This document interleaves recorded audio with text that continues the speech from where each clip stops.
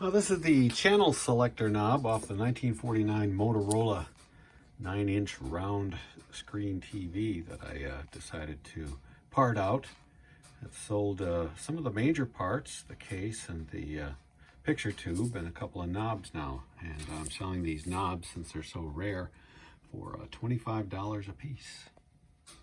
This is the old chassis out of that 1949 Motorola television set. And, you know, it's in pretty rough, unrestored shape. It's got all the tubes, but it is missing the ballast resistor, which is, or ballast capacitor. I can't remember what it was, but it plugged in there, and they don't make those anymore. I did see you could build one yourself, but I did much better just selling the parts off this Motorola TV. And just this non-working chassis sold for $40.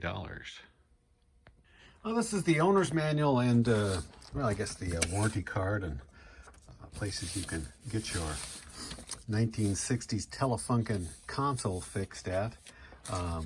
This is off the console that I have been parting out for the past year or so. I owned it myself for almost 20 years, but the cabinet was not worth saving, so I sold the turntable after servicing that, and a few other parts so far.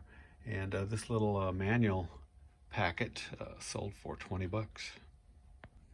Last year I bought a Macintosh receiver that needed a little repair, but it made me a lot of money. And while researching it, I was unable to find a manual for it, so I had one printed off professionally, you know, like at Staples. So they do it on good paper and on both sides, and included it, but I decided to have a second one made just in case I could perhaps sell it. It did take the better part of a year, but it finally sold for $20. Well, this is a Harris Tweed cabbie or newsboy hat. It's not really branded, although it does appear to be union made. It does have a size in it even. And this one's made out of 50% wool and 50% lamb's wool. That must be the veal of wool.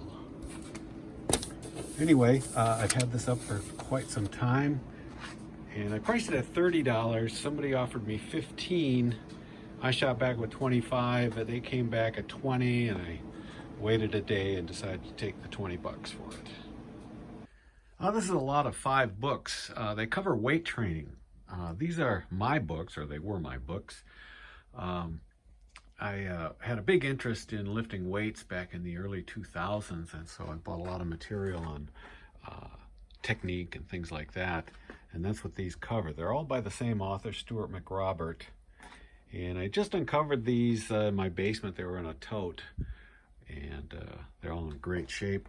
So I lotted them together after doing a little research on the individual value of each one, and they weren't selling for much, but somebody decided they wanted to pay $65 for all 5 of these.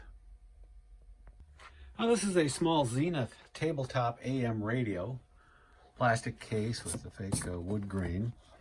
I took this apart and cleaned the controls, so it worked real well, but just now I did a little test on it before packing it up, and the power was intermittent on it. I wasn't sure what it was, so I took it apart again, and it just needed where the power cord is soldered to the circuit board. I had to reflow those, and then I reflowed the solder connections for the actual power switch. So it is so all working just fine. And this little radio sold for $35. Well, this is a hat I picked up at a local garage sale over the summer. Vail Ski Resort in Colorado. Very good condition. And it sold to somebody in Louisiana for $20. And this one sold on Bonanza.